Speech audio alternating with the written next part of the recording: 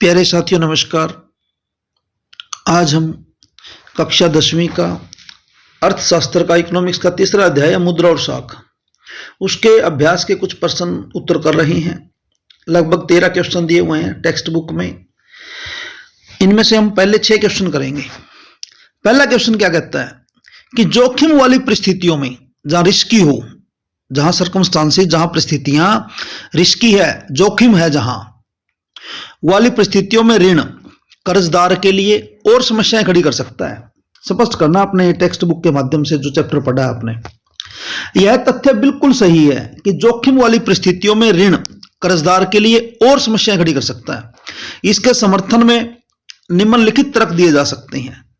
तर्क कौन सा है? जो बुक में हमने पढ़ा है। सौपना साहूकार से ऋण लेकर अपने 3 एकड़ के खेत में मूंगफली की बिजाई करती है।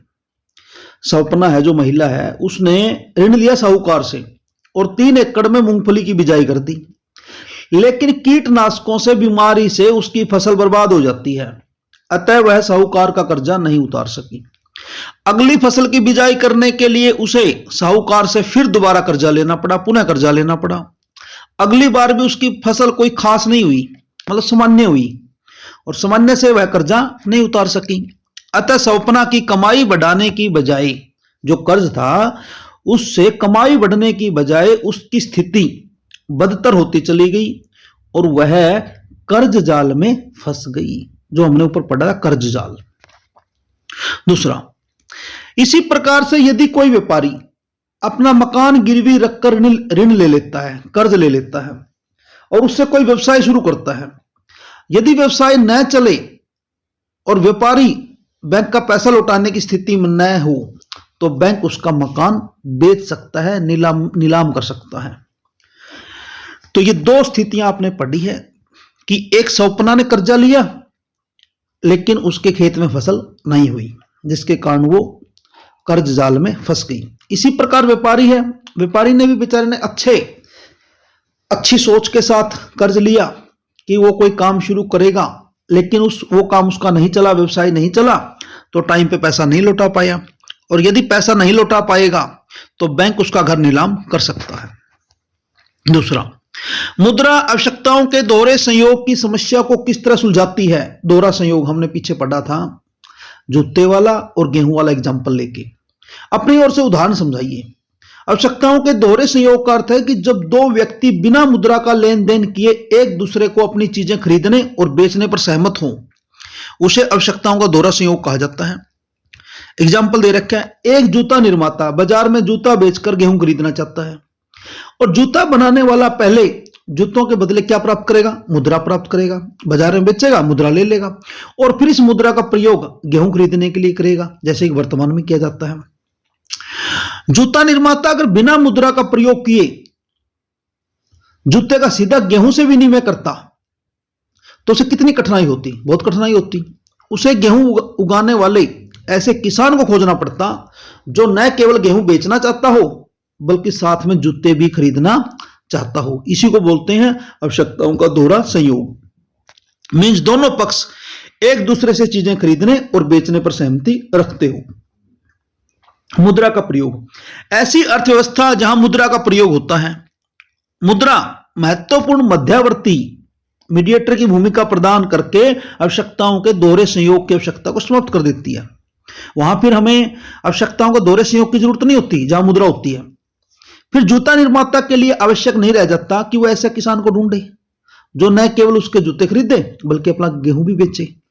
अतः मुद्रा के प्रचलन से वस्तुओं का क्रय विक्रय आसान हो जाता है, बहुत ज्यादा आसान हो जाता है, जैसे वर्तमान में है।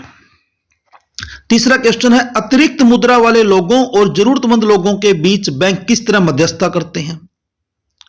हमने महत्वपूर्ण बिंदुओं में पढ़ा था कि यदि किसी व्यक्ति के पास अतिरिक्त धन है और वो लोगों को ब्याज पे देना चाहता है, तो वो कैसे घर घर थोड़ा पूछता फिरेगा कि किसको पैसे चाहिए, किसको पैसे चाहिए, और क्या गारंटी है कि जिसको पैसे चाहिए उसको वो वापिस भी कर देगा। और एक व्यक्ति ऐसा है जिसको पैसे चाहिए है लेकिन वो किससे पूछे कि किसके पास पैसा है? तो इसलिए उन दोनों समस्याओं का समाधान बैंक करता है। बैंक मीडिएटर की भूमिका निभाता है। जिसके पास एक्स्ट्रा होता है अतिरिक्त धन होता है उसका जमा कर लेता है, और जिसको जरूरत होती है उचित ब्याज दर पर उसको धन मुहैया कराता है ऋण के रूप में। तो अतिरिक्त मुद्रा वाले लोग बैंक में अपने खाते में धन जमा करा देते हैं, बैंक उनकी जमा राशि पर ब्याज देता है। जब भी आवश्यकता हो वे लोग फार्म या चेक भरकर अपने खाते से आवश्यकता अनुसार धन निकलवा सकते हैं। जरूरतमंद लोग बैंक से कर्ज लेते हैं और बैंक कर्जदारों से समर्थक ऋणाधार की मांग करता है और उन्हें कर्ज दे देता है। बैंक कर्जदारों से ब्याज वसूलता है। बैंक द्वारा कर्जदारों से वसूली गई ब्याज की दर बैंक द्वारा जमाकर्ताओं को दी जाने वाली ब्याज की दर से अधिक होती है। क्यों? क्योंकि बैंक को अपने खर्चे भी निकालने होते हैं। मान लीजिए 6% की दर से उसने दूसरे व्यक्ति का पैसा, जिसके पास एक्स्ट्रा धन था, वो जमा किया है। तो अब वो जब बैंक किसी भी ऋणदाता को ऋण देगा तो ऐसा नहीं कि 6% पे उसने लिया है तो 6 के 6 पे वो दे देगा, नहीं, वो 8, 9, 10, 11, 12 जो भी, जहां तक उसकी जो ब्याज दर सरकार के द्वारा आरबीआई के दिशा निर्देशन में जो बैंकों के द्वारा निर्धारित की जाती है, वो उसी दर पर ब्याज की दर निर्धारित करेगा बैंक। तो बैंक द्वारा कर्जदारों से वसूली गई ब्याज की दर बैंक द्वारा जमाकर्ताओं को दी जाने वाली ब्याज की दर से अधिक होती है, क्योंकि बैंक को अपने खर्चे निकालने होते हैं। 10 रुपए के नोट को देखिए, नोट को तो आप कौन से भी नोट को देखिए, इसके ऊपर क्या लिखा है? क्या आप इस कथन की व्याख्या कर सकते हैं? बिल्कुल। इस नोट पर लिखा हुआ है कि मैं धारक को 10 रुपए अदा करने का वचन देता हूं। इसके नीचे रिजर्व बैंक ऑफ इंडिया के गवर्नर के हस्ताक्षर हैं। इस कथन का अर्थ है कि रिजर्व बैंक ऑफ इंडिया के गवर्नर को भारत सरकार की ओर से मुद्रा जारी करने का अधिकार दिया गया है। आरबीआई के governor, reserve bank of India के गवर्नर का यह वायदा धारकों के मन में मुद्रा के प्रति विश्वसनीयता पैदा करता है। 5वां क्वेश्चन, हमें भारत में ऋण के औपचारिक स्रोतों को बढ़ाने की क्यों जरूरत है? हमने अध्याय में पढ़ा कि ज्यादातर लोग अनौपचारिक स्रोतों से ऋण ले रहे हैं, खास करके गरीब लोग। अमीर लोग औपचारिक स्रोतों से ले रहे हैं, लेकिन गरीब लोग जिसको वास्तव में कम ब्याज दर पे पैसा मिलना चाहिए, वो अनौपचारिक स्रोतों से ले रहे हैं, जहां ब्याज की दर का कोई अंदाजा ही नहीं है। भारत में ऋण के औपचारिक स्रोत बैंक और सहकारी समितियां हैं। ऋण के औपचारिक स्रोत मींस बैंक और सहकारी समितियां रिजर्व बैंक ऑफ इंडिया की निगरानी में कार्य करते हैं। इनके द्वारा दिए जाने वाले ऋणों पर ब्याज की दरें रिजर्व बैंक ऑफ इंडिया के द्वारा तय की जाती हैं। औपचारिक ऋण स्रोतों से लिए गए ऋण पर ब्याज की दर कम होती है, कम। मैंने बताया था आपको कि 7-8% से लेकर 11-12% तक रह जाती है। ऋण वापसी की शर्तें अधिक स्पष्ट और सुगम भी होती है। और जो औपचारिक ऋण स्रोत हैं वो आर्थिक क्षेत्र के उत्पादकों के लिए एक सुरक्षित ऋण का सबसे अच्छा साधन हो सकते हैं। भारतीय जनसंख्या का एक बहुत बड़ा भाग निर्धन है और गरीब लोग साहूकार या महाजन से ऊंची ब्याज दरों पर ऋण लेकर काम धंधा शुरू करने में असमर्थ होते हैं। अतः सामाजिक और आर्थिक हितों को बढ़ावा देने के लिए हमें औपचारिक ऋण स्रोतों को बढ़ाने की जरूरत है। 6वां क्वेश्चन है कि गरीबों के लिए स्वयं सहायता समूहों के संगठन के पीछे मूल विचार क्या है? जो सरकार ने सेल्फ हेल्प ग्रुप बनाए हैं, स्वयं सहायता समूह बनाए हैं, अपने शब्दों में व्याख्या कीजिए। कहता है गरीबों के लिए स्वयं सहायता समूहों के संगठन के पीछे मूल विचार यह है कि उन्हें महाजनों और साहूकारों के कर्ज जाल से मुक्त कराया जा सके।